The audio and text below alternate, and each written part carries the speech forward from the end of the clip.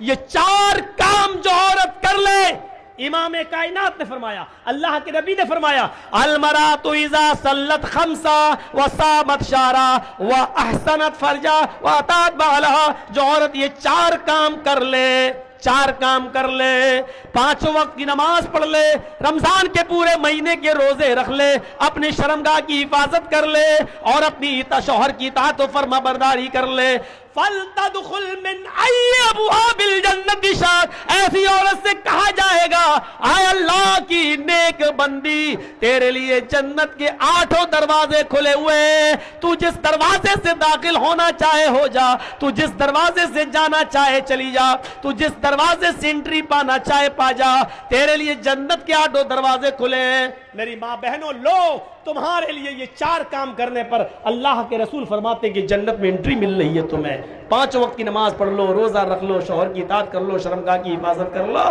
جنت میں داخل ہو جاؤ۔ یہ جنت میں جانے کا ایک راستہ ہے۔ جنت میں جانے کا ایک راستہ یہ ہے کہ اللہ کے نبی صلی اللہ علیہ وسلم صحابہ کرام کے بیچ میں بیٹھے ہوئے، بخاری کی روایت ہے، اچانک آپ نے ایک سوال کیا، من اصبح منکم اليوم صائما، تم لوگوں میں سے آج روزہ کس نے رکھا؟ نفلی روزے کی بات ہو رہی ہے، فرض روزے تو سب رکھتے تھے۔ اے صحابیوں بتاؤ تم لوگوں میں سے نفلی روزہ کس نے رکھا؟ فقام ابو بکر فقال انا یا رسول اللہ، ابو بکر صدیق اٹھتے اور کہتے ہیں اللہ کے رسول میں نے۔ کہا بیٹھ جاؤ۔ لوگوں روزہ رکھنے میں ابو بکر آگے نکل گئے۔ اب دوسرا سوال بتاؤ، من اطعم منکم اليوم مسکینا، تم لوگوں میں سے آج کسی مسکین کو کھانا، کسی بھوکے کو کھانا کس نے کھلایا؟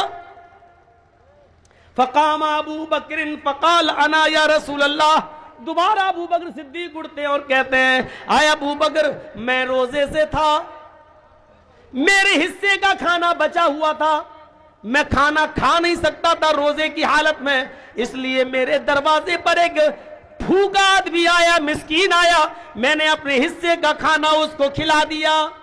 آپ نے کہا لوگوں ابو بکر کھانا کھلانے میں بھی آگے نکل گئے، بیٹھو۔ تیسرا سوال آپ نے پوچھا، من عاد منکم اليوم مریضا، آج تم لوگوں میں سے کسی مریض کی عیادت کرنے کون گیا؟ کیا تمہارے گاؤں میں، تمہارے محلے میں کوئی مریض تھا، کوئی بیمار ہے جس کی عیادت تم نے کی ہو؟ فقام ابو بکر فقال انا یا رسول اللہ، تیسری بار بھی ابو بکر صدیق اٹھتے اور کہتے ہیں اے اللہ کے نبی میرے گاؤں میں فلاں فلاں بیمار تھا، آج میں اس کے گھر گیا اور اس کی عیادت کر کے آیا۔ آپ نے فرمایا لوگوں یہ تیسری نیکی بھی ابو بکر کے کھاتے میں گئی، یہ تیسرے کام میں بھی ابو بکر آگے نکل گئے۔ اے ابو بکر بیٹھ جاؤ۔ اب آخری سوال بتاؤ کون ہے جس نے یہ کام کیا ہو؟ من تبی منکم اليوم جنازتا، آج کون ایسا آدمی ہے جو کسی جنازے کے پیچھے پیچھے قبرستان تک گیا ہے، نماز جنازہ سے لے کر قبرستان تک جا کر اس کو مٹی تک دیا ہے؟ کون ایسا ہے جس نے جنازے کی نماز سے لے کے کاندھا دینے سے لے کر مٹی تک دی ہو، قبر تک پہنچا ہو اور اس کو مٹی دے کر آیا ہو؟ کوئی ہے جو جنازے کے پیچھے پیچھے چلا ہو؟ فقام ابو بکر فقال انا، چوتھی بار بھی ابو بکر صدیق اٹھے اور کھڑے ہو کر کہنے لگے اے اللہ کے نبی آج میرے یہاں کسی کی مٹی ہو گئی، انتقال ہو گیا، میں اس کے جنازے میں گیا، میں نے اس کی جنازے کی نماز بھی پڑھائی، بلکہ میں قبر میں بھی اترا، میں نے اس کی باڈی کو قبر میں اتارا بھی، اور قبر میں اتارنے کے بعد پھر میں نے مٹی بھی دی، میں نے یہ کام بھی کیا ہے۔ اب اللہ کے نبی کھڑے ہوتے ہیں اور فرماتے ہیں جس انسان کے اندر یہ 4 خوبیاں ایک ہی دن میں جمع ہو جائیں، جس انسان کے اندر یہ 4 خوبیاں جمع ہو جائیں، جو نفلی روزہ بھی رکھتا ہو، جو مسکین کو کھانا بھی کھلاتا ہو، جو مریض کی عیادت بھی کرتا ہو، اور جو جنازے کے پیچھے پیچھے چلتا ہو، وجبت علیہ الجنہ، اللہ رب العالمین ایسے شخص کے اوپر جنت کو واجب کر دیتا ہے، وہ آدمی جنت کے اندر جا کر رہے گا، ایسے شخص کو اللہ ہر حال میں جنت کے اندر داخل کرے گا۔ کتنا پیسہ خرچ ہو رہا ہے اس کام کے لیے؟